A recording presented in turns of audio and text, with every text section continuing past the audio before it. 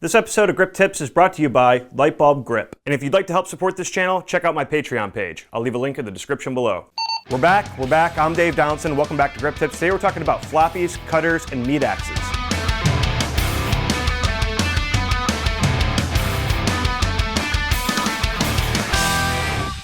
In my last episode, we were talking about solid flags, and today we're going to be talking about the flags that are kind of more for a specific use. First up, we have the meat axe, which is basically just a 30-inch by 36-inch solid flag. I'm not quite sure why this flag gets a particular name, but from what I know from it, a lot of people have been telling me that it's used for overhead rigging. Now, do you have to use this type of solid flag in overhead rigging? No. You can use any type of solid flag as long as it's giving you the effect that you want.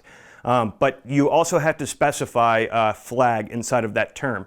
For example, you have to say meat axe flag. You can't just say meat axe. If you ask somebody, hey, can you grab me a meat axe? You might be surprised at what somebody else brings you because that's a completely different thing. It's actually a piece of hardware, which is kind of a wink toward my next episode. But moving on, we have a 4x4 floppy, and there's three different kinds. There's top hinge, bottom hinge, and side hinge. A top hinge floppy is something that you'll be using more often than not. And to be honest, if somebody asks you for a floppy without specifying where the hinge is, which is going to happen a lot, they're talking about this guy. As you can see, it's just a basic 4x4 solid, and one side has a bit more material that has been sewn near the side that attaches to the grip head. That's the hinge. Then the side opposite of that is just attached with Velcro, and when you pull away the material, it flops away from the frame of the flag, and now the flag is doubled in length. A bottom hinge floppy works the exact same way, except the hinge is now reversed to the opposite side of the top. Now, I've asked when would you use a bottom hinge over a top hinge floppy, as I've never really personally messed with a bottom hinge floppy that much other than this episode. But basically the general consensus is that you would use that one when you're doing overhead rigging, much like our wall spreader episode. You would probably use that to hang down from the wall spreader.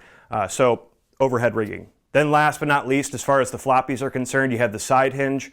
I don't own a side hinge and I didn't rent one, so I'm just kind of faking it here, but I think you guys get kind of the idea is that it either flops from one side or the other, not the top or the bottom. So we've talked about meat axes, we've talked about floppies, now let's talk about the last one, cutters. Cutters are generally 2 feet by 6 feet long, and just like our floppies, they have the ability to flop down into a 4x6. These are handy when you have a larger shot that requires a very long cut as opposed to what you can only get away with a standard sized flag. Another good use for this is for camera. Cameras fight lens flares all the time when a subject is backlit from afar, so a cutter can really help hide a light from spilling into a camera lens.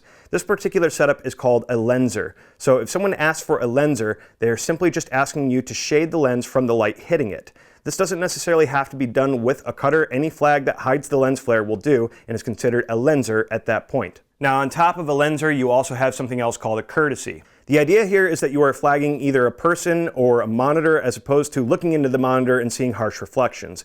And you can use any flag you'd like, but if it's a video village type of situation, a top hinge floppy is preferred. But outdoors where it's windy, you may run into this problem where the floppy blows around and becomes an annoyance to whoever's in video village. There's a couple of ways to solve this issue. The first trick that you could do is you could take a grip clip and wrap the floppy around the stand and just simply clip it to itself. Or if you're simply looking to make the floppy side just a bit more rigid, you could look for this little pocket that most floppies have where you could slide in a pipe, gobo arm, or even a piece of wood, whatever you feel necessary to keep the floppy part more square. However, if there's no pocket, you could always take something like a 2x4 and clip it to the floppy, going around the stand and then just clipping to the other side. Additionally, with windy days, you should also be using a combo stand, as a regular C-stand usually can't deal with the floppy acting like a big giant sail. But a combo stand is more weight and can keep the floppy more stable. And now a little bit of a shout out, one that I've wanted to give you guys for a long time. If you've never heard of these guys, I highly recommend checking them out. They've been a huge influence on my filmmaking career. They're always doing great DIYs, great how-tos. The channel is called Film Riot. If you've never heard of these guys, you have to go check them out. They did an episode very similar to what we did today, talking about courtesies, and oddly enough, they called it grip tips. But again, you have to go check these guys out. They're amazing. I've been watching them for about 6 or 7 years. I can't get enough of them. I have not missed an episode since, so definitely go check them out. But for now, Lightbulb Grip is a lighting rental house based out of Brooklyn, New York, and they're dedicated to the education and safety on all film sets. If you have any questions about rigging, on-set safety, or even gear that you see in today's episode, you can contact them by heading over to their website at www.lightbulbgrip.com. But that is all that I have for you guys today. If you like today's episode, please let me know in the comment section below. You can also follow me on my Twitter right here. Don't forget to hit that subscribe button. We'll see you next time right here on Grip Tips.